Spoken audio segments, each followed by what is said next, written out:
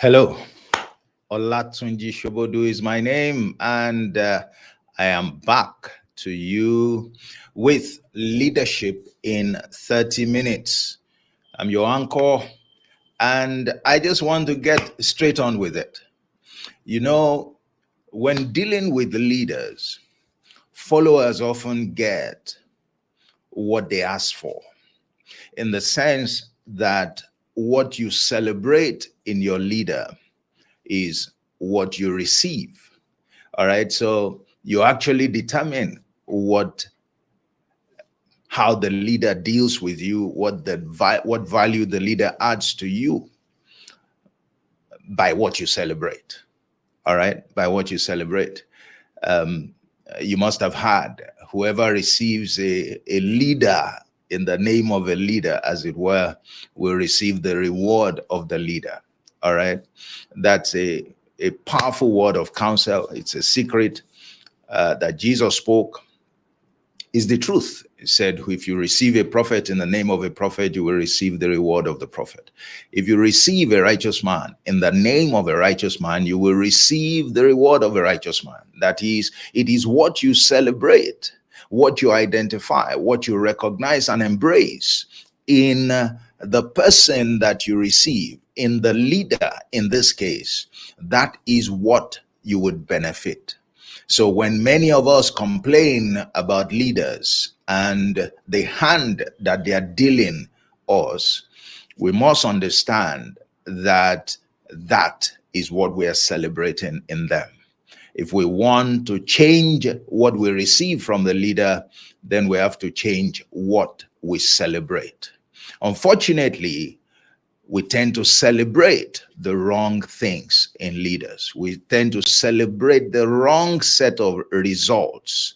And that's what I want to talk to you about today on Leadership in 30 Minutes. What results are you celebrating in your leader?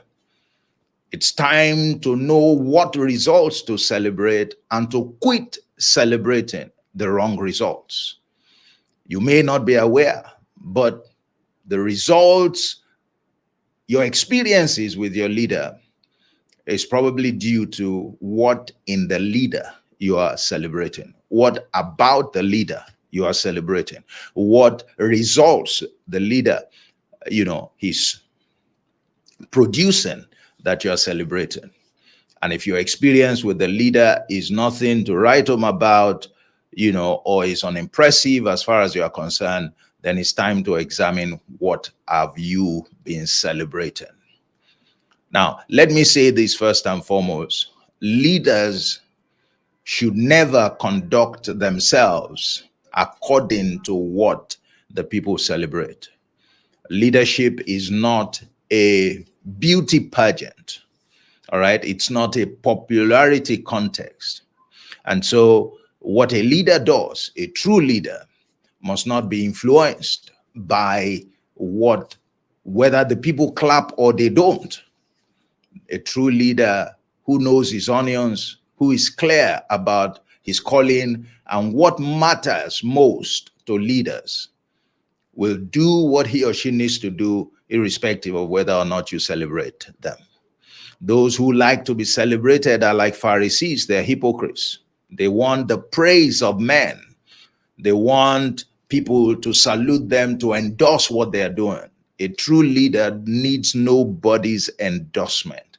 When he or she delivers, ultimately, you will appreciate what he or she has to offer.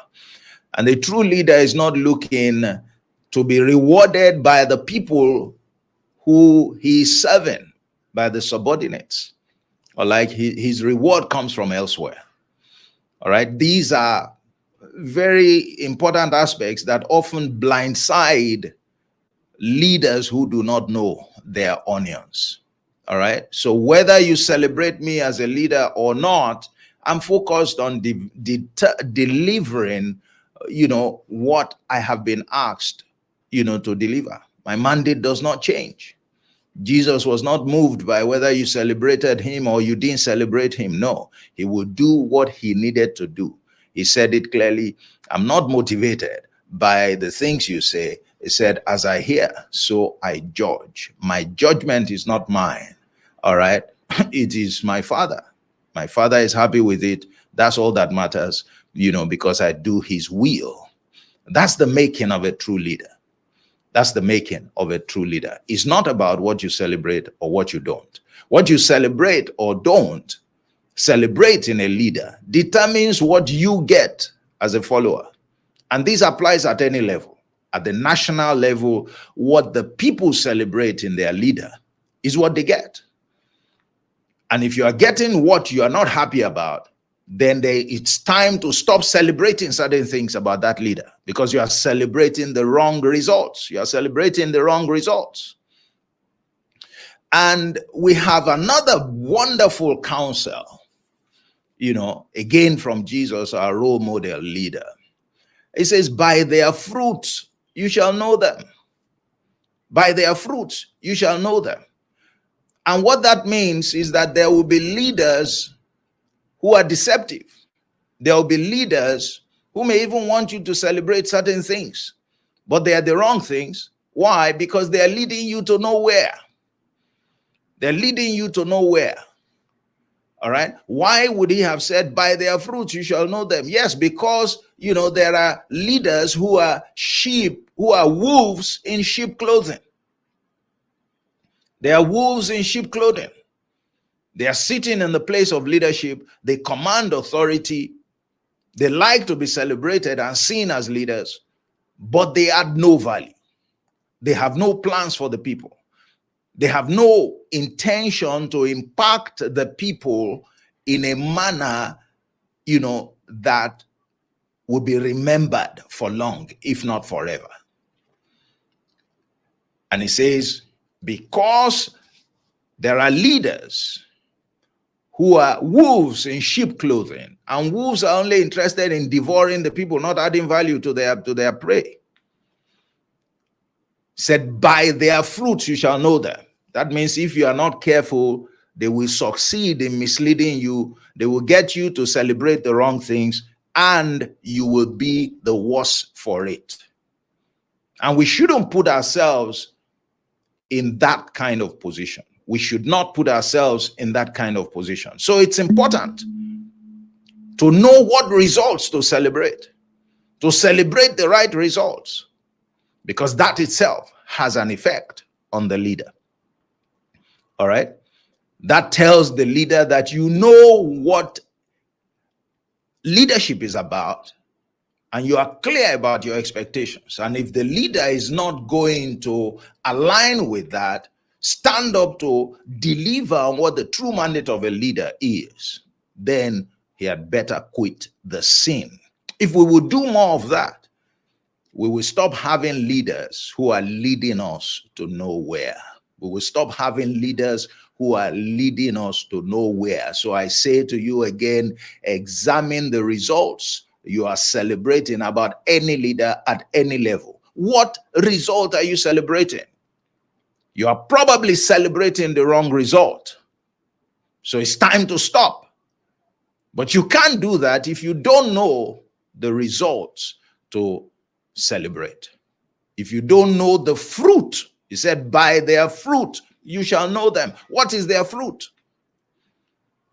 Their fruit is not the profit they achieve. Their fruit are not those targets that they meet. No, their fruit is what impact do they deliver on you? How does their leadership make you a better person, a more valuable personality? In what way does the leadership empower you? In what way? Or are you being fed the crumbs and you are excited about that? No. Are you being given fish and you're excited about that? When are you being made fishermen? When they should be making you into fishers of men. Are you being taught acts? Are you encouraged to celebrate acts when they should be teaching you ways? These are the important things. The true result of a leader is the impact the leader makes in the development of your character. That's what I refer to as the lasting legacy of leadership.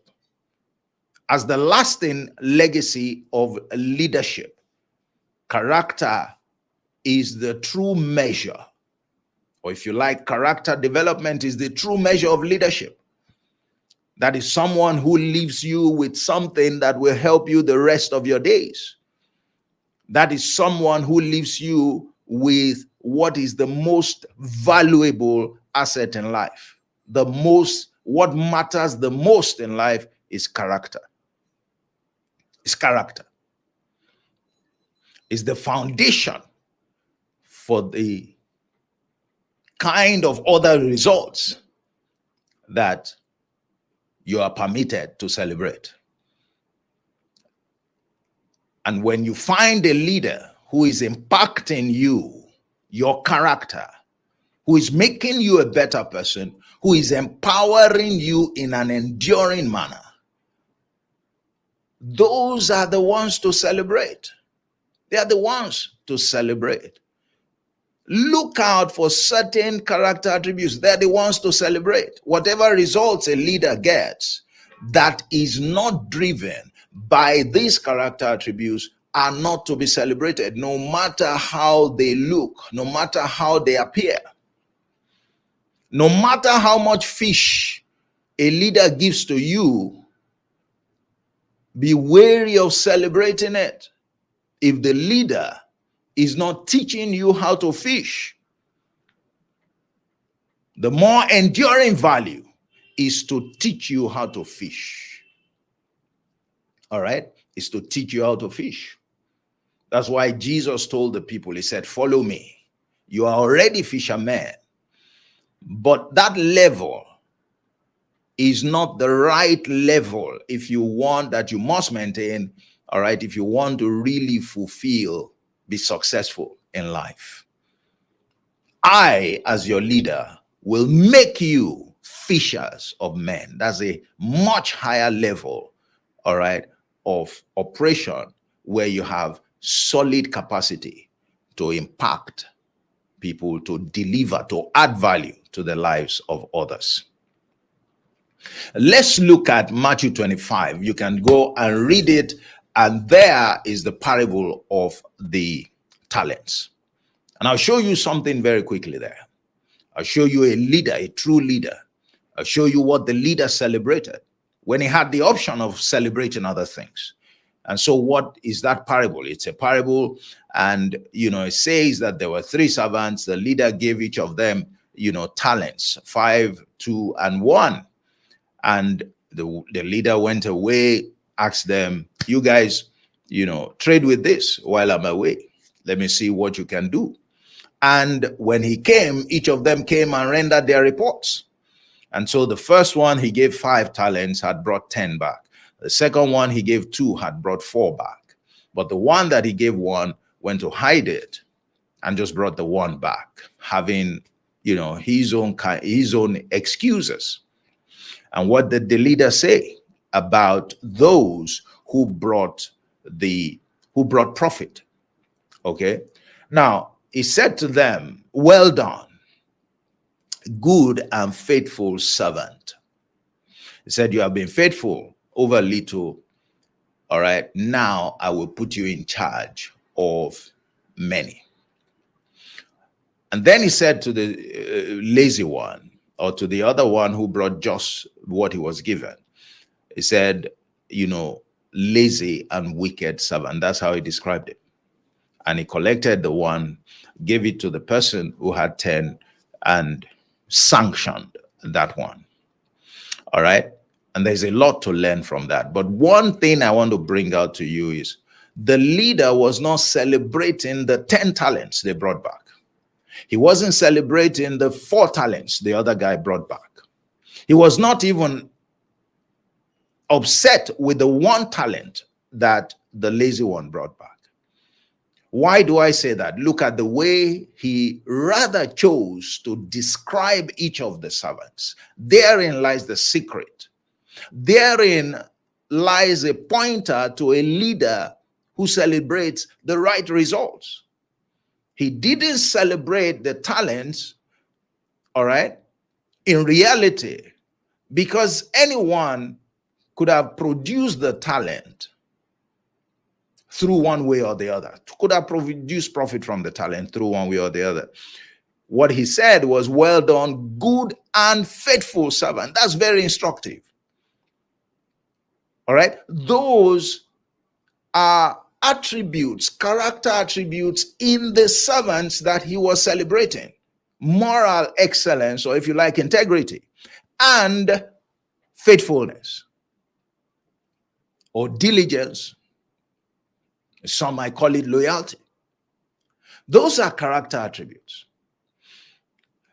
He was saying that the talents you produced, these were the attributes that empowered you to produce them. So these attributes reflect who you truly are, the value you truly bring to the table. They are the things that make me comfortable, all right, to give you higher responsibility. Character. They proved their character by the results they produce. But much more than that is the fact that anyone, through other means, like I said, maybe illegitimate, all right, could have brought profit. But his identification of these attributes helps us a great deal to know what to celebrate. And in saying, I will make you leaders to preside over more than what I have already given you, now that you have proven yourself, he was saying, this is what to celebrate in leaders. This is what to celebrate: character, moral excellence, and what? Faithfulness. That's what to celebrate in leaders. And what should you frown at? Wickedness and laziness. Wickedness and laziness, they are character attributes as well, but they are negative. You don't want a leader who is doing that. You don't want a leader who is doing that. Now, this is a bit tricky because he was saying that, wait a minute, don't get carried away by the fact that you brought 10 or you brought 4 talents or you made 100% profit. That's not what I'm celebrating. I am celebrating the character that you have exhibited. And that's what I want to continue. And that's what is going to make me give you higher leadership responsibility. Another way to put that is to say, now I know, I am convinced that I can give you higher leadership responsibility. You have proven. So if you are in a place, if you are a leader and you are, you want to know what are the indicators that your followers are ready to assume leadership responsibility and to do leadership right when they get there, when they are given such responsibilities, this is what to look out for. Do they exhibit moral excellence? Is that what you have been building in them? Do they exhibit faithfulness? Can you depend on them? Are they faithful? All right, to responsibilities that they are given? Are they faithful to obey the instructions you are given? Are they faithful to work with you towards the achievement of the goals of, your goals or the goals of the organization as laid out for you? Those two attributes are crucial. They signal the readiness of your team members to take on leadership responsibility, or if you like, higher leadership responsibility. And the reason why it's so potent is that moral excellence confirms to you that that person will always seek upright ways all right, in the pursuit of their goals. They will not cut corners. They won't do what they are not supposed to do. They won't break the laws in the quest to show results. That's not something you find with many leaders. The second is that you can count of them faithfulness. They will be committed to the pursuit of the goal, of the objective. And they will be committed, all right, to their leaders. To their leaders, which is also important. And to what their leaders have taught them, especially when their leaders are no longer there, or when they no longer have responsibility to their leaders. These are important elements. These are the things we should celebrate. And I suspect these are not what you're celebrating. Have you been celebrating character as the true results of leadership, or you have been celebrating the numbers? If you have been celebrating the numbers, are you surprised at the fact that you are not deriving value? Or perhaps you even think you are deriving value because, maybe you are getting promoted, you are seeing some numbers, but in reality, your life or your person, your character is not being affected. You are being shortchanged, I can guarantee you. And you are the one who is encouraging it. Stop encouraging leaders to shortchange you. It's your decision to follow a leader, and you had better follow a leader that truly can show you what's in it for you. And I hope you know the right thing to look out for. All right? It's character, not any other thing. Don't allow leaders, any leader, to keep handing you fish.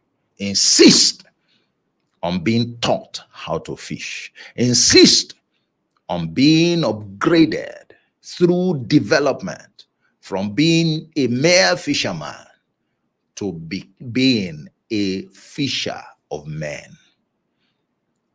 Watch out for the character development impact of your leader on you. That's what to celebrate. That's what you would get if you celebrate it. All right?